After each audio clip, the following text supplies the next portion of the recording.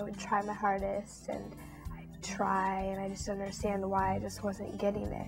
Then she sat down, looking at her stage-sized castle. People would be like, "You're not trying hard enough, you're lazy, work harder." They would just be like, "Oh, you're stupid, you're dyslexic, you don't know how to read." Shay's learning disability didn't just affect her ability to read, it affected her self-esteem. Her self-esteem as far as school work goes is very low. She always says, I can't do this, I can't do it. I hated going to school.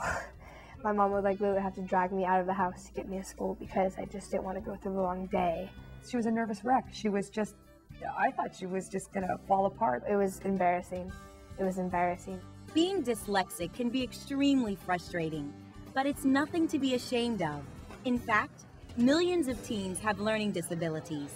I felt really discouraged, and there's times when I would just want to give up because I felt like it was hopeless.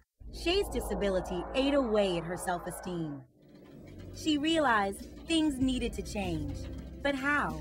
You know you can do it. It's just hard, getting it out there, and having the confidence. What advice would you give Shay to help her improve her self-esteem?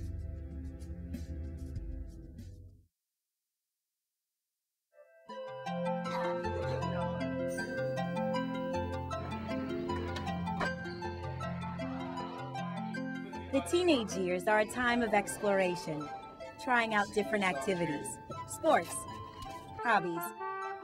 It's a time to figure out what you like and who you are, to discover your own identity. People's self-concept develops over time. Your self-esteem can take a lot of hits during adolescence. One way to boost your self-esteem is to identify the best things about you. Emphasizing what that teenager's strengths are, what they do bring to the table, what, capabilities that they are showing. Because that's really ultimately what helps them compensate. Sometimes you need to accept things about yourself that you cannot change. They'll call me Shrimp or Shorty. There's a lot of names and just quick comments that people make just to try and make you feel bad. They call me like a short Pillsbury.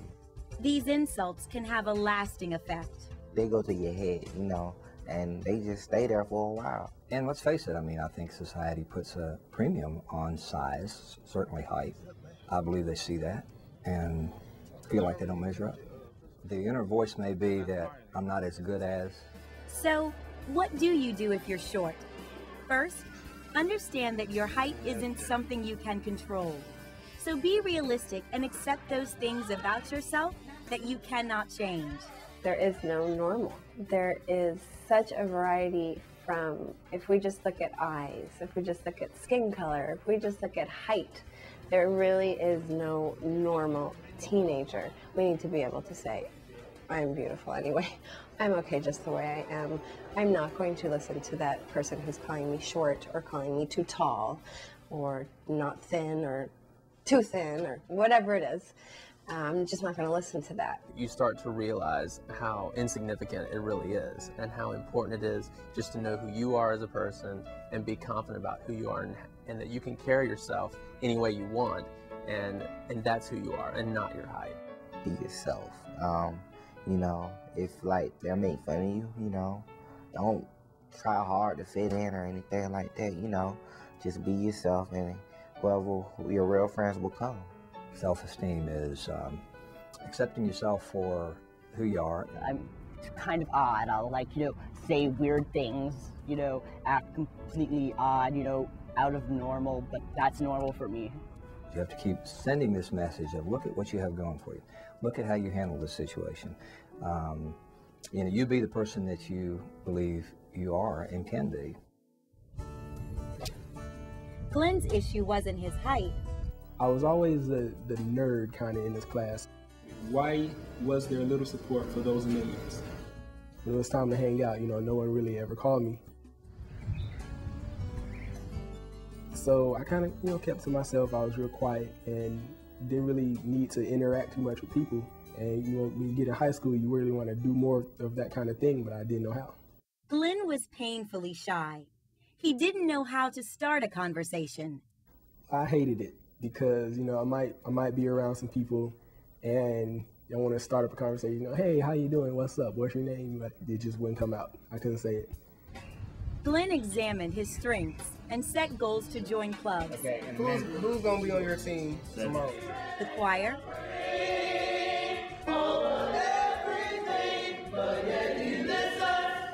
the golf and swim teams. With each success, his self-esteem improved and he gradually came out of his shell. Actually, I remember my first time in practice.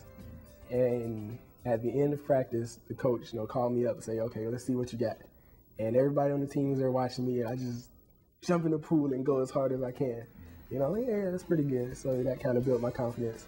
Glenn was able to overcome his shyness, enjoy himself, and boost his self-esteem in the process. And now I find that, you know, nothing is as bad as it seems. I don't have to be shy. I can start a conversation if I want to. I can conquer the world, you know. Something else Glenn learned? You don't need to be like everyone else to feel good about yourself.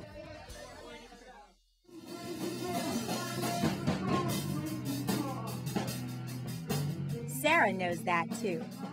They come up to me and they're like, "You're looking kind of crazy today, Sarah. What's going on with the whole style thing?" And Sarah wasn't going to change just to go along with the crowd. She found friends who admire her. I don't even think she thinks about the way she dresses. She just likes to have fun. She's always herself. I've never seen her in a situation where she acts a certain way or likes a specific thing just so she can fit in. when I spike my hair, it makes me feel good about myself. I like it. It's something different. It lets them know what kind of person I am. Sarah says that her differences give her confidence and make her feel good about herself. But she wasn't always so secure. When I was younger, I was more of an outcast. I thought that I was extremely overweight. I thought I was ugly. I thought that, you know, I couldn't get any friends, that I couldn't get a boyfriend, that I was very self-conscious because I was made fun of earlier on and really rejected by this couple group of girls that I wanted to be friends with so badly. Think about how different you are now from a few years ago. In Sarah's case, as soon as I started branching out and started realizing, hey, look, I do have an opinion of my own, I started getting more into what I wanted to do, what I thought was cool, and my own sense of fashion. As I'm getting older, I'm starting to realize that what other people think about me just doesn't matter as much anymore. I think we're gaining more acceptance of a lot of different diversities that are out there. Part of developing your own identity and improving your self-esteem in the process is figuring out the things you excel at. Sarah found her own niche. I sing. I write poetry. I play the piano as well. Pretty much everything in the arts interests me. All aspects of it really fascinate me because through all the arts, I can express myself in every single one of them. And you think, gosh, how could that person be so happy if they're not in the in crowd, or if they're not dressed a certain way, or if they're not, you know, getting straight A's in school, or if they're not, you know, going to these parties, whatever it is. How could that person be happy? Now you know. It's individuality. Figuring out your personal style and finding friends who appreciate who you are go a long way toward feeling good about yourself. But your accomplishments, especially in school, can also make a difference. From about middle school onward, there's just this huge pressure to always be feminine, always be cute and bouncy and perky, and you know, that doesn't go all that well with serious academics. So I think a lot of girls are hurt by that. Not Melissa. She's focused on science and wants to become a computer programmer. In her school, not many girls are interested in advanced sciences, and that hasn't been easy for Melissa. The initial impression that most guys have is that girls are not good at science and won't make a good lab partner. I can remember just being ridiculed, tortured. The struggle was definitely there, but I guess probably when I was about 14 or 15, I realized, first of all, I couldn't change myself. And I guess I got to the point where I didn't really care enough what people thought about me to even want to try to change. I just thought it was more important to be who I was and pursue what interested me than to try to be popular. Melissa says one person who played a key role in helping her overcome that struggle and find her own identity is her dad. She says he's always been there for her. He's always pushed me towards science, and starting back, I can remember when I was about 6 getting a microscope under the Christmas tree. Melissa fought the conventional view about girls in science. And now, when it comes to her future, the sky's the limit. She has advice for other teens. Just not to give up. I mean, to go for math or science or computers. Everything else is just temporary, you know. Your career is a lot more permanent. Doing well in school is important. So is getting praised for your achievements. But praise that isn't earned can be a problem. Christina says in her old school, some of her teachers constantly showered her with compliments, even if she didn't deserve them. Finally, it gets to the point where you really don't appreciate their compliments anymore. You just kind of ignore them.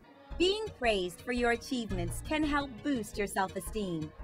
But when the praise is overdone or isn't deserved, there's no longer this sense of earning something, of being able to set a goal, work for it, accomplish it, and know that there are distinctions between who does a better performance and who does a less than perfect performance. Christina says in her new school, the work is tougher. Getting good grades is tougher. But when she receives praise, she knows it's real. It's kind of like having a second set of parents here because they just push you to do better. And they praise you whenever you do really well, and they're happy when you're happy. And that helped Christina set goals for herself. Not just to do well in school, but to look towards the future as well. I'm moving to New York and I'm going to culinary school. Hopefully after that, I'll see where that takes me.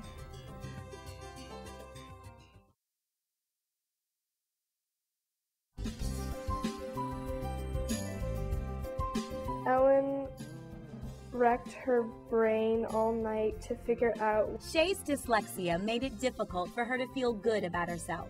So much of a struggle for me each day, you know. Trying to work up the self-confidence, just be like, I can do this. And it's not a reflection on you if you're trying your best. You need to always remember that. I did my best, and I'm going to now tweak or change a little bit, is what I mean by tweak, what I did to reach my goal, so next time I'm going to get closer. Shay kept getting closer with the help of a tutor who taught her ways to cope with her dyslexia. She really helped me with the emotional part and telling me, like, it made me feel better because I came to her, she told me, she's like, you're not the only one like this, you know, there's other kids. And it all just started clicking, like, whoa, you know, there's a reason why. And that's what really made me feel better. To feel good about ourselves, we need things to feel good about. We need accomplishments. We need mastery experiences. We need real competencies.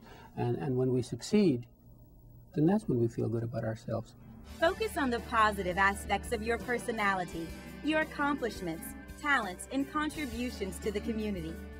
Glenn overcame his shyness by focusing on his strengths and setting goals for himself. How are you? 18, right? Yes, I'm 18, right? All right. Sarah learned it's okay to be different. We all have different opinions, but that's okay. Accept each other for who you are. And Stephen and Justin realized that their height didn't have to affect their self-esteem. It's who you are and how you present yourself to other people. Keep your head up. Keep doing what you do. You know, be yourself. You know, I mean, you have to earn. If they see how you act, you get some respect. Having positive self-esteem helped Melissa and Christina figure out what's important to them and where they're headed. I'm probably going to major in computer science, and then hopefully I'll land a great job. I have a direction of exactly what I want to do, and I know exactly how I'm going to get there. And so that kind of gives me a greater sense of self-esteem because I know that it's all falling into place. What are some ways you can improve your self-esteem?